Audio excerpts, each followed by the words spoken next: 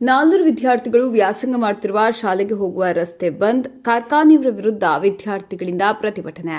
ರಾಯಬಾಗ ತಾಲೂಕಿನ ಕುಡಚಿ ಗ್ರಾಮೀಣ ಭಾಗದ ರಾಯಲ್ ಇಂಡಿಯನ್ ಅಕಾಡೆಮಿ ಆಂಗ್ಲ ಮಾಧ್ಯಮ ಶಾಲೆ ಪಕ್ಕ ಇತ್ತೀಚೆಗೆ ಮಾಜಿ ಶಾಸಕ ಶ್ಯಾಮ ಘಾಟಗೆ ಅವರು ಬೆಲ್ಲದ ಕಾರ್ಖಾನೆ ಪ್ರಾರಂಭಿಸಿದ್ದು, ಅದು ಶಾಲೆಯಿಂದ ಕೇವಲ 10 ಅಡಿ ಮಾತ್ರ ದೂರ ಇದ್ದು, ಇದರಿಂದ ಶಬ್ದ ಮಾಲಿನ್ಯ, ವಾಯು ಮಾಲಿನ್ಯ ಉಂಟಾಗಿ ಮಕ್ಕಳಿಗೆ ವಿದ್ಯಾರ್ಜನೆ ಮಾಡಲು ಮತ್ತು ಆರೋಗ್ಯದ ಮೇಲೆ ವಿಪರೀತವಾದ ದುಷ್ಪರಿಣಾಮ ಬೀರುತ್ತಿದ್ದು, ಈ ಬಗ್ಗೆ ಮಾಲಿನ್ಯ ಅಧಿಕಾರಿಗಳಿಗೆ ದೂರು ಸಲ್ಲಿಸಿದಾಗ ಅಧಿಕಾರಿಗಳು ಪರಿಶೀಲನೆ ಮಾಡಿ ಕೆಲ ತಿಂಗಳ ಕಾರ್ಖಾನೆ ಬಂದ್ ಮಾಡಿದ್ರು.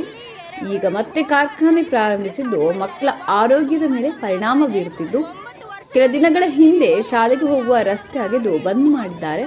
ನಂತರ ಹೇಗೋ ಪಕ್ಕದವರು ಮಕ್ಕಳಿಗೆ ದಾರಿ ನೀಡಿದಾಗ ಅದನ್ನು ಕೂಡ ಬಂದ್ ಮಾಡಿದ್ದಾರೆ.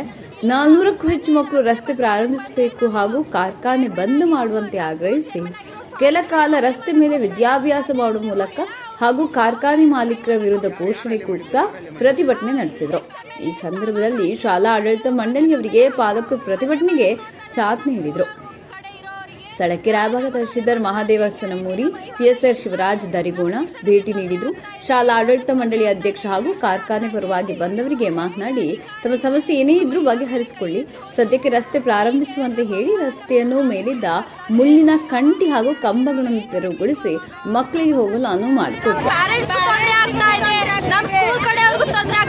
ಅದೆಲ್ಲ ಹೊತ್ತು ನಮಗೂ ತೊಂದರೆ ಆಗ್ತಾ ಇದೆ, ಓದಕ್ ಆಗ್ತಾ ಇಲ್ಲ, ಬರೆಯಕ್ ಆಗ್ತಾ ಇಲ್ಲ, ಎಲ್ಲ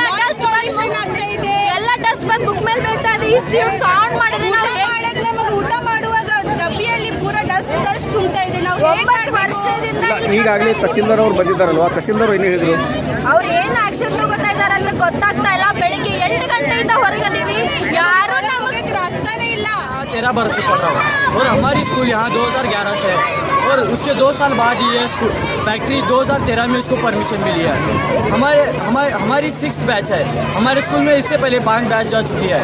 अभी कुछ साल 4-5 सालों से ये हमें बहुत तकलीफ दे रहा है. फैक्ट्री चालू होने के कारण इसकी डस्ट, साउंड और इसके स्मोक की वजह से हमको बहुत तकलीफ हो रही है. ಹುಡುಗರಿಗೆ ಭಾಳ ಪ್ರಾಬ್ಲಮ್ ಆಗತೈತಿ. ಮತ್ತು ಈಗ 4 ದಿವಸ ಆಯ್ತು ಇದು ಸ್ಟ್ರೈಕ್ ನಡೆದೈತಿ. ಇವತ್ತು ಮುಂಜಾನಿಂದ ಎಲ್ಲ ಹಾದಿ ಬಂದ್ ಮಾಡಿದವ್ರಿ. ಹುಡುಗರೆಲ್ಲ ಹೊರಗೆ ಕುಂತಿದ್ದಾರೆ. ಹುಡುಗರಿಗೆಲ್ಲ ಭಾಳ ತ್ರಾಸ ಆಗತೈತ್ರಿ. ನೀವು ಫ್ಯಾಕ್ಟ್ರಿ ಬಂದ್ ಮಾಡಿಸ್ಬೇಕ್ರಿ. ಇಲ್ಲ, ಏನು ಪ್ರಾಬ್ಲಮ್ ಆಗೈತ್ರಿ ಫ್ಯಾಕ್ಟ್ರಿ? ಹುಡುಗರಿಗೆಲ್ಲ ಡಸ್ಟ್ ಅಲರ್ಜಿ ಆಗತೈತ್ರಿ. ಫ್ಯಾಕ್ಟ್ರಿ ಸೌಂಡ್, ಹುಡುಗರು ಎಜುಕೇಶನ್ ಆಗೋದ್ರಿ, ಮತ್ತು ಹುಡುಗರ ಲಕ್ಷ ಹೋಗೋದ್ರಿ. ಅಭ್ಯಾಸ ಮಾಡ್ಯಾರ. ಕೆಮ್ಮ, ನೆಗಡಿ, ಜ್ವರ ಹುಡುಗರಿಗೆ ಮಂತ್ಲಿ 4 ದಿವಸ 8 ದಿವಸ ಹುಡುಗರಿಗೆ ಭಾಳ ಪ್ರಾಬ್ಲಮ್ ಆಗತೈತಿ. इतना प्रॉब्लम हो रहा है कि डस्ट वगैरह से छाती भर रही है, आँख आ रहे हैं, पेट तकलीफ हो रही है. और कुर्सी के अंदर इस स्कूल के अलावा एजुकेशन के बारे में कौन सा भी प्लेटफॉर्म नहीं है.